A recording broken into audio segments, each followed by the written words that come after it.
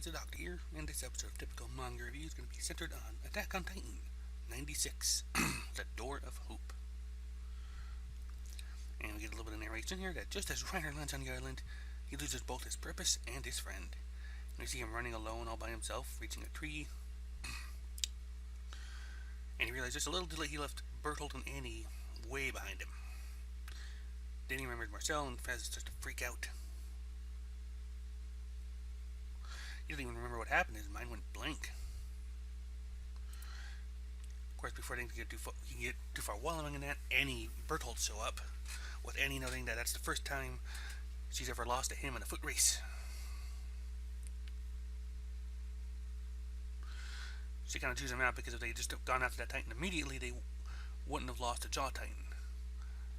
But Reiner and Bertolt ran, and she didn't know what to do either. And now he's definitely not coming back now. Of course, Reiner's like, how are we supposed to expect Titans to be in the ground? They said there wouldn't be Titans if we got close to the wall. Of course, Bertolt points out that you can only trust military intel as far as you can throw it. And he just wants to go back at this point. Like, we'll find Jaws, then we'll go back. That Titan will probably have turned back into human somewhere by now. It's not like they can do the plan to retake the Founder without Marcel around to lead them. It's already failed. And they're not safe there either because the Titan can show up whenever. But Reiner is too focused on his mother's memory. Like, I know you'll be able to complete your mission, and I'm sure your father is praying for your success too. He wants to keep going. Like he wants to continue the plan. And then he's like, yeah, we can't go back like this. If you go back to Marley now, they'll strip you of the armor for this disgrace. You'll be eaten by the next warrior. Not that it makes any difference to me. Of course, Reiner points out that he's not the only one that would happen to. Are they going to hold just me accountable for the three of us running away? Are you two really confident that you'll escape being purged? And getting back Jaws isn't a good idea anyway. What if the Titan uses the power of the Jaw Titan to get away? With that speed, there's no way that their Titans could catch it without the Cart Titan around. Of course, Bertolt points out that maybe they points out these two learning to use the Titan that fast, but neglects the fact that he himself did it.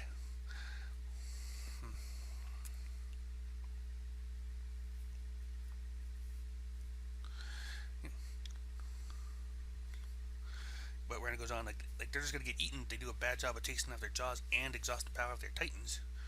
And even if we do show up at Marley, but with nothing to show for this but this fiasco, we'll be done for anyway. If we ever want to go back to our homeland, we need some kind of result. We need the Founder. We can't go back without it now.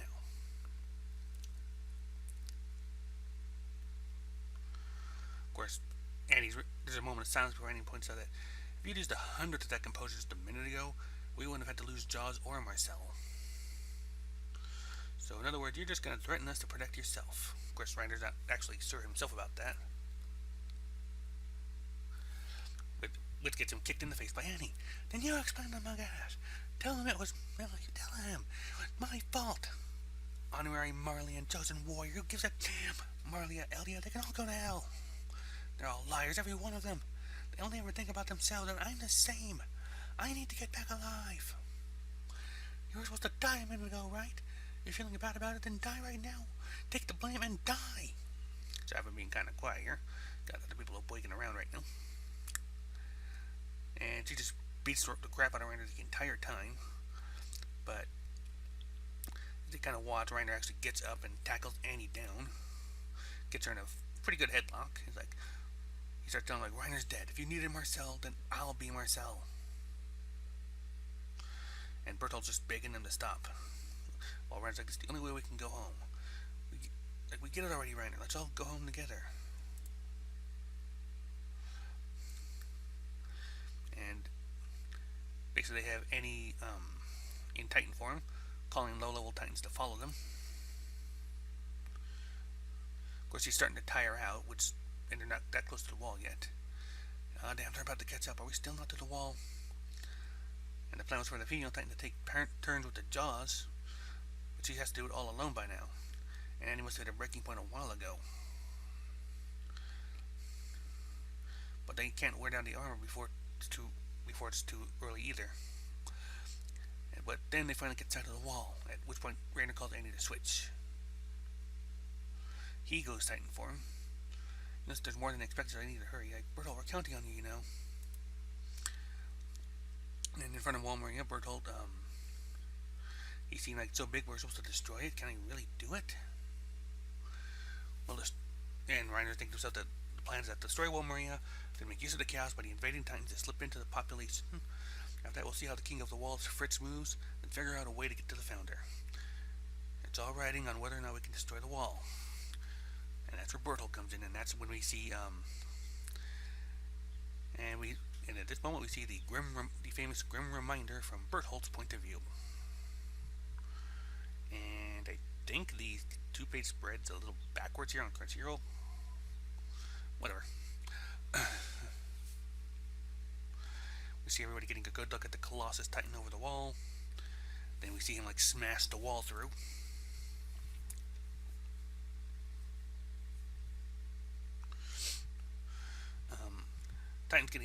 Ragnor's getting swamped by regular Titans. Bertolt gets out of his Colossal, only for a Titan to actually close in on him, but it turns out to be Dina, the Smiling Titan, who just walks right by him. She's got more important people to eat.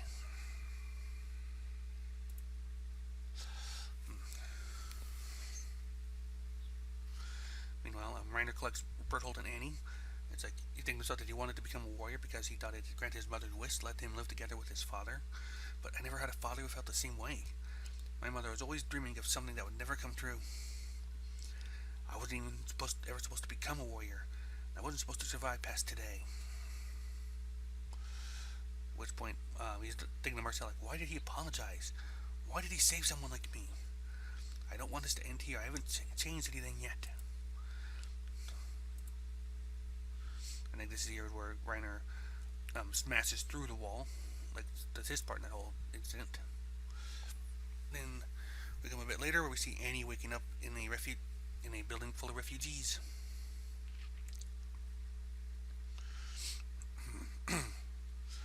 She tells them that their inside wall rose. At this point, Reiner like talks to Annie and Bertolt and apologizes, like, I'm sorry. Annie says Marcel, but I don't know if he's actually calling Reiner that because he said he'd be Marcel, or if they're actually just talking about Marcel. Like, I promise I'll become a true warrior. And you see Eren, Mikasa, and Armin in the foreground there. A bit later, we're seeing our guys, our trio, talk to a man who's talking about like his village was located in the mountains in southeast Wall Maria. Unlike the driving towns by the river, it took time for us to hear that the wall had been destroyed. Well, the Titans were the first to let us know what happened.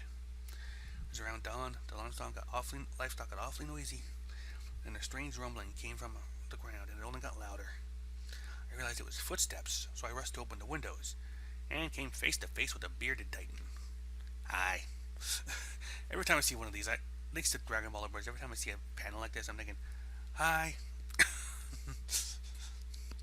Like Nappa. Hi, I'm Nappa, and that's Vegeta. He was a prison Nappa, bitch. After that, I can't recall what happened, but I'd gotten on my horse and ran. He's kind of like Reiner in this case, leaving behind 3 kids who were just about your age. And the next day, the man has hung himself. And they're talking about, like, wasn't he the only living survivor for that one village? What village? Oh, I forgot the name. The tiny settlement, right? That's the one that's not even on the maps. But it doesn't matter where. We just take him down. And for what it references, I believe is where Reiner, Annie, and Bertolt got their cover story for where they came from. Which then the question if did he hang himself because of what happened to his children, or did they kill him? Questions. And meanwhile, our trio has worked out that King Fritz is a figurehead. Like, not just the old man, his different family entirely. They're all puppets without a shred of authority. But they're probably not subjects of Ymir. The people ruling from the center of the walls are probably a different race of Eldians who sucked up to Fritz a century ago. Because there's no need for the power of the founding Titan, so he gave them authority in exchange for their silence and loyalty. and we just need to get inside that family. They must be connected to the tweaking of the walls. And just how do we do that, Annie asks. Get them to hire us as servants or something? Or what? You want me to get close to one of them in a family and marry into it? And Bertolt's like, no, you can't do that. Right, I can't. Annie's a lot less emphatic about this than Bertolt is.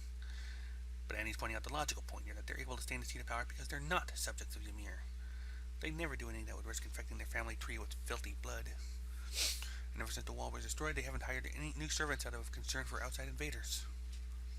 Plus, it's not like I have the kind of charm that would ever seduce a man in the first place. That's not true! And it's like, thanks. In that case, we only have one opening. Become soldiers and get close to the interior military police.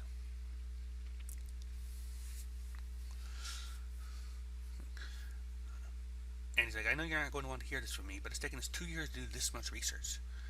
We spent that time uprooting trees. You're the only one who's been able to enter an exit royal capital. But unless they only have 10 years left. You're saying you want to spend those 10 years playing soldier? But like, it's been 2 years since the wall was destroyed, but the King of the Walls never made a move. If the Tiber family's information is correct, then the king is bound by some kind of vow to renounce war.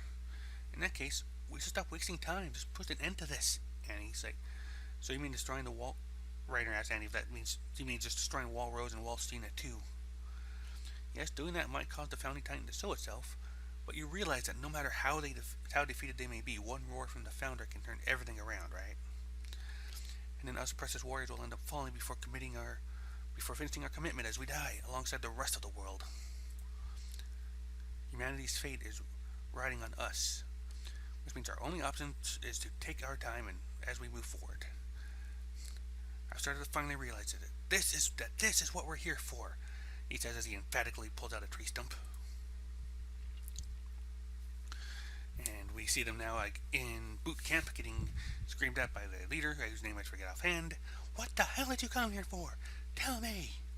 And Reiner declares, to save humanity. Which is extremely ironic given the circumstances, but also completely true. And that is where the chapter ends. We got quite a bit of... We kind of wrapped up this backstory, I think, at this point. I know, to kind of paraphrase one person's comment on this I saw, it's like, they know that it's so weird, that the series has changed so much that it's really weird seeing that first instant change. It's weird seeing the backstage of that first chapter. Like seeing it from their point of view. But that is exactly what we got.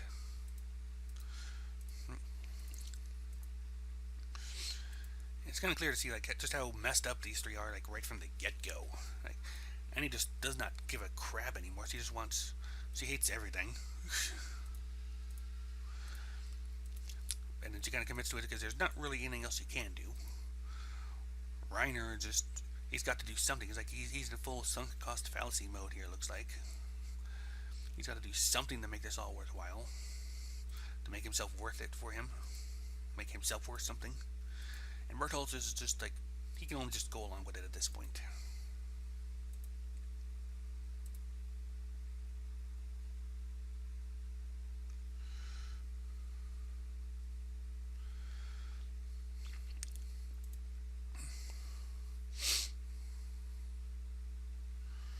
The little cameo of the smiling titan was kind of a crazy thing. A couple people thought it was a bit of a contrived coincidence there, but I kind of like it. I mean, if nothing else, as I kind of theorized before that she's naturally inclined to hone in on Grisha and his bloodline. So she's probably the one titan there who would justifiably not eat a titan shifter when presented next to one. When presented with one with a nice, easy, meaty target.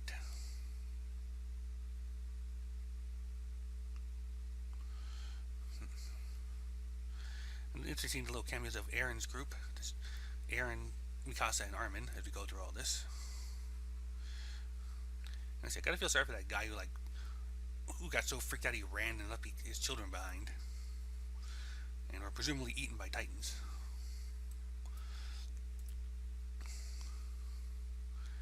Makes you wonder. Like I said, did he kill himself there, or did he commit suicide? Was he driven to suicide because of what happened, or did Reiner's group actually kill him so that they could use his cover story?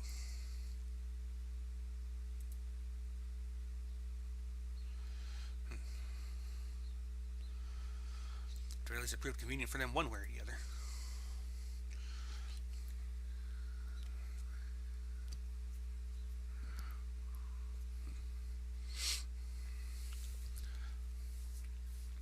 Of course, let's see here.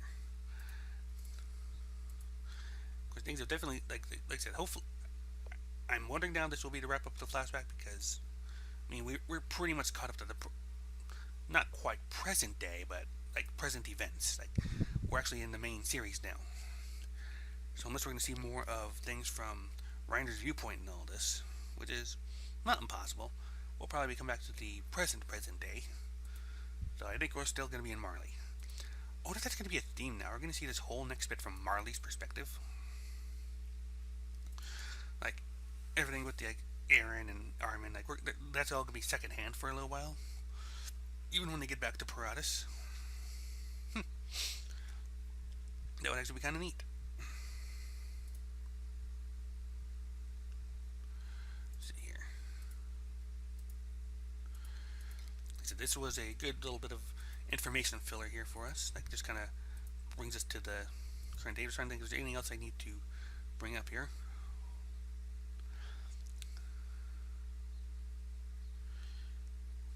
Like I said, I think they screwed up the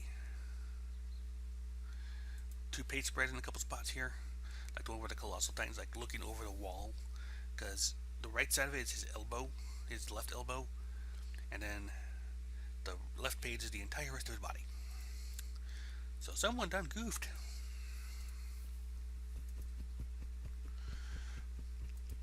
You find that Annie was actually unconscious through most of that actual bit. Except her thing was bringing them and the Titans to the wall to begin with.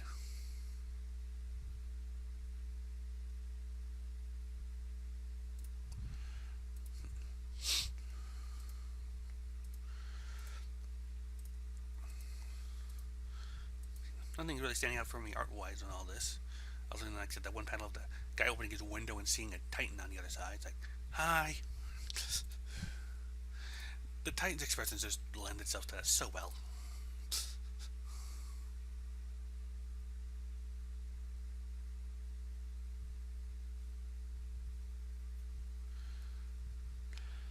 Yeah, this is like a weird little concept, because I just realized this is also true on the last page. Like, if you flip them, it makes a lot more sense.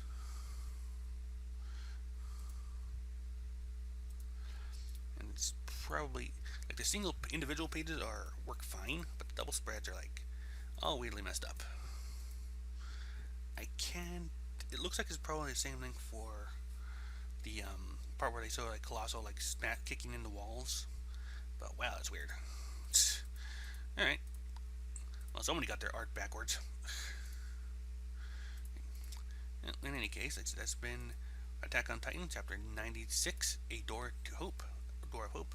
And you know, I'm realizing the way this is going, since we're at 96 now, I wonder if we're not going to go back to Paratus, Aaron, and all them until 100. That seems to be where this could be going. Like, 99 will wrap up things from them, and then 100 will be back on our wall side. So, that's going to be my theory kind of going forward. Until next time, though, that's the typical manga review, Attack on Titan. Until next time, see you later, and bye-bye.